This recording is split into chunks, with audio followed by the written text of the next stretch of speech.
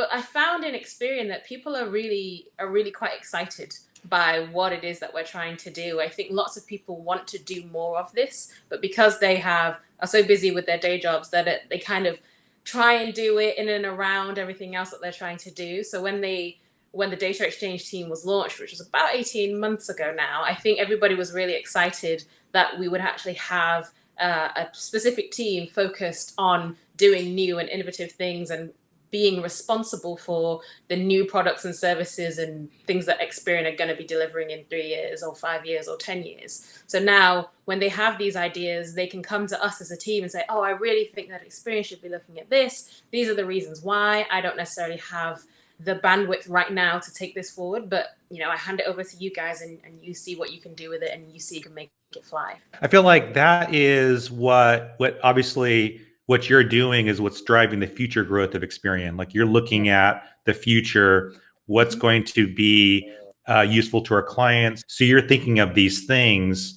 And what's hard, especially like on my side of it, like we are so driven by our goals. We're fixed on current products, current things that we're doing. And so when we're super hyper focused on our own goals, it's very hard sometimes to like break away and like, oh, something 5 years from now, well, I got to focus on this thing. So like, how do you kind of navigate like that? Because like you said, like the stakeholders, the people that are in the businesses that are highly focused on their current goals, and you need to like record scratch. Let's talk about this other thing. How do you kind of navigate that? Yeah, so we try and take an idea from an idea that somebody's written down on a post-it and do the initial sort of testing and the proving out and the sort of getting evidence to support assumptions, so that we're never going to go to anybody in the business who absolutely has competing priorities and say, oh, here's this idea, go run with it. It's okay,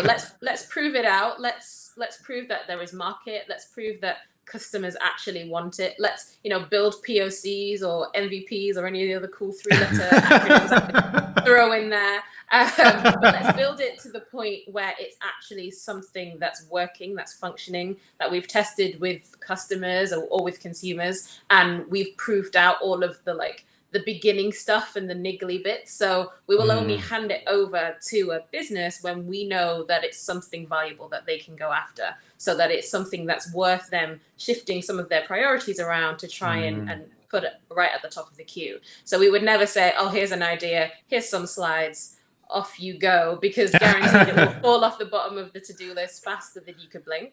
So we try and get as far down the line in terms of proving it out and removing any of the uncertainty before we hand it over to the business. And by that point, we have measured and checked with various different parties or different businesses and customers to say, this is a real market here. Experian has a real opportunity to make X amount of revenue.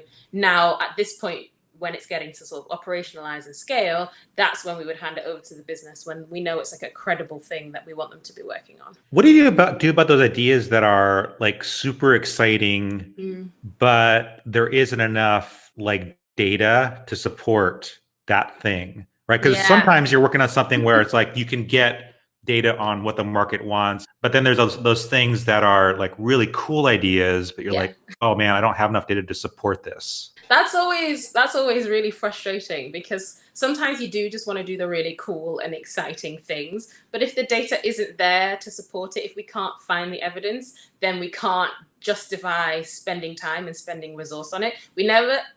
We try not to throw things like that away. We think, okay, maybe the market isn't ready for us now, but maybe in a year's time or however many months' time, it might be ready, or there might be more evidence to say, yes, okay, now we should push forward with this. But if there isn't enough to convince us that people want it or there's a market for it, we kind of put it in our like back pocket sort of thing and think, let's revisit this later. If it's that cool of an idea and we really, really don't want to give it up, let's revisit it later, and maybe the market conditions will have changed, or maybe consumer opinions will have changed, and there will be space for something like this, or space for us to explore it.